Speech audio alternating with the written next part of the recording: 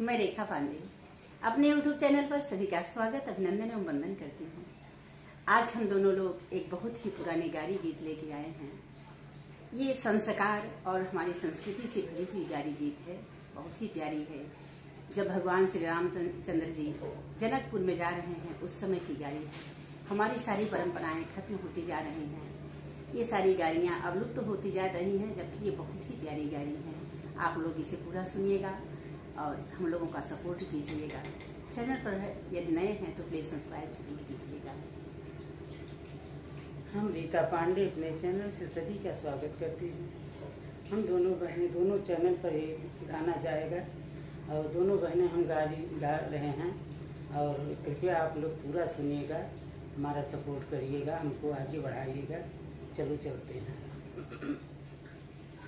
जय दीना राम चलने ससुरारी, घर अंगना न सोहाई।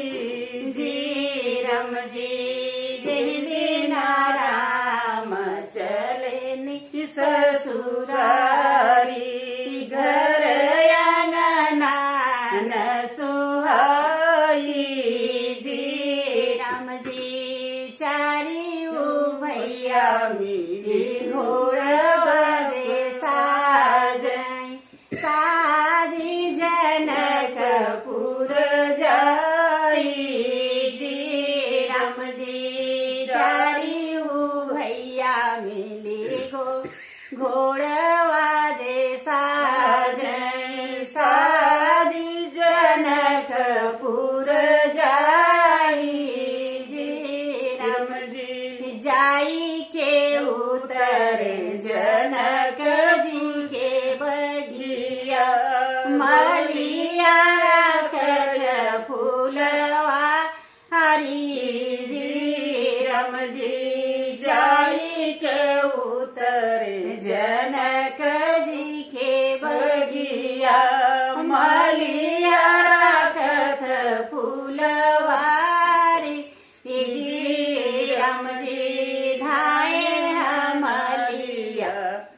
महलिया में पहुँचे जनक जी से खबरी सुनाई।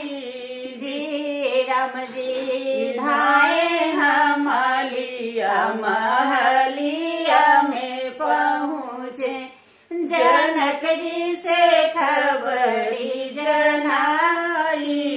जी राम जी राजा दशरथ जी चारी कुंवर, राजा घोड़वा बांधे हैं फूलवारी।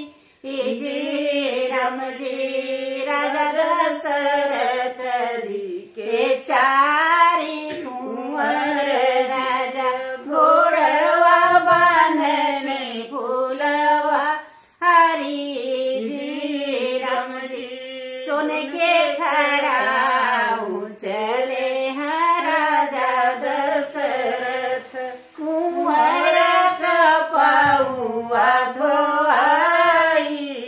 जी राम जी सुन के खड़ा चले हैं राजा दशरथ, कुंवर का पौ धोआई। जी राम जी धाई के राजा महलिया में पहुँचे, महल में खबरी जनाई। जी राम जी धाई के राजा महलिया में पहुँचे, महल में खबरी जनाई। जी राम जी यस केहू होते मोरी सुघरी महलिया, रानी रचई जेवनारी। जी राम जी यस केहू होते हमरे रानी महलिया, रंग सुघरी रचई जेवनारी। जी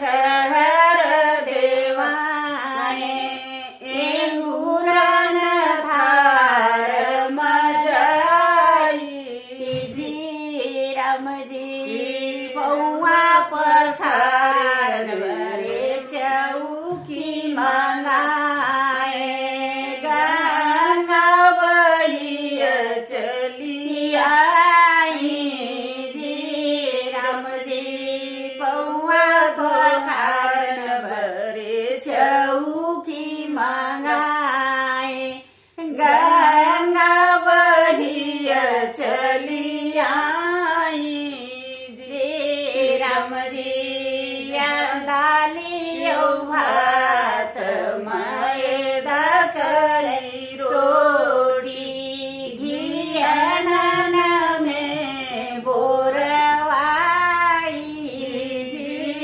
राम जी दालियो भात मैदा कर रोटी घियनन में बोरवाई जी राम जी साजर साज और छिमिकतरा दहियन में बोरवाई जी राम जी केलायो कटहर की बनी तरकारी जीरन छई छवकारी जी राम जी केलायो कटहर की बनी तरकारी जीरन खई छवकारी जी राम जी सेमियो से मयूर आलू भाट मेथी तड़का लगाई जी राम जी सेमियो से मयूर आलू भाटा मेथी तड़का लगाई जी राम जी जेवन बैठे हो चारियो भैया देखई जनकपुर कई नारी जी राम जी जेवन बैठे हो चारियो भैया देखन आई जनकपुर कई नारी जी राम जी परसन लागी हैं जनक सुनेना देखी सखिया सब गारी जी राम जी परसन लागी हैं जनक सुनेना बिछुअन कई जनकारी जी राम जी जनक पूरी नारी बैठी अंगनवा देखी रामई जी के गारी जी राम जी जनकपुर कई नारी चढ़ी गई अटरिया देखी रामई जी के गारी जी राम जी जनक सुनैना विनती कर तुम्हें मति दलन जी के गारी जी राम जी जनक सुनैना जी विनती कर तुम्हें मति दलन जी के गारी जी राम जी देने दहे सासू देने दगारी गारी है प्राण पियारी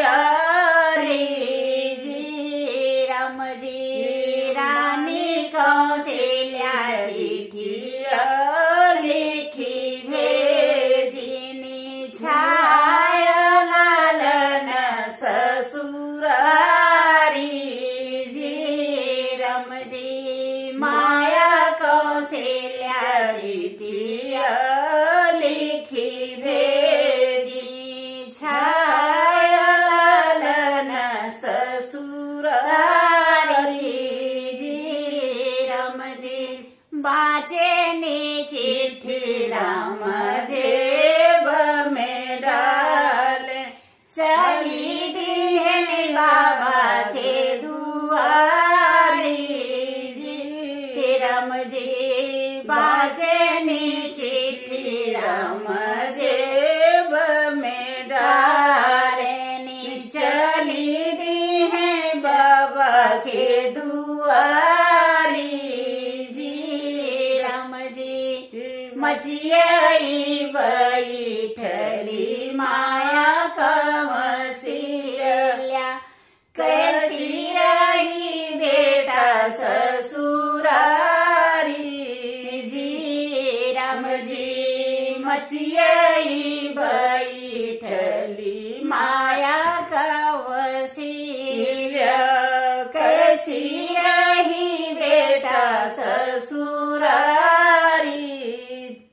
जी राम जी ससुरो कहलिया मैया कहाँ लब खान सासु गंगा जल पानी जी राम जी सासू से सरज साली से सरहज अधिक पियारी सरये बड़ा अभिमानी जी राम जी साली से सरहज अधिक पियारी सरये बड़ा अभिमानी जी राम जी इतना सुनने जब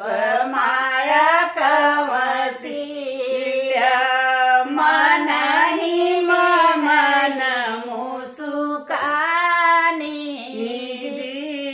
राम जी लवही महीना बेटा मोरी को खीरहल कहू न किहल बड़ाई जी रम जी करीना के बेटा गय ससुरारी सासु कहे तनी बड़ाई जी राम जी करीना के बेटा गय ससुर हरिया सासु कहे तनी बड़ाई जी राम जी तनी वचन जब सुने साजा रामचंद्र मन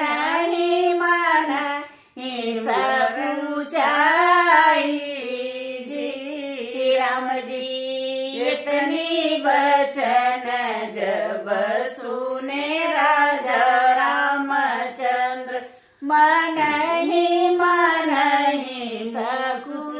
सकुचाई जी राम जी राजा दशरथ जी के किरिया कर तुआ आए माया कवसिल्या गई दोहाई जी हे राम जी अब नहीं जावई माया अपनी ससुरिया नहीं तब करवई बड़ाई जी राम जी अब नहीं जाबई माया अपनी ससुरिया नहीं नहीं करबई बड़ाई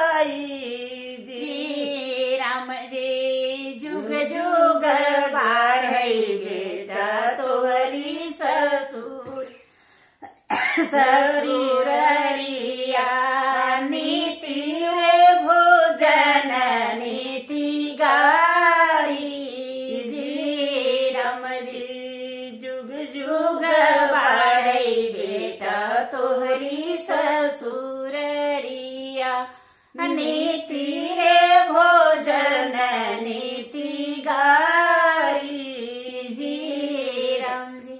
जय श्री राम। कमेंट बॉक्स में जरूर बताइएगा ये गारी गीत कैसी लगी।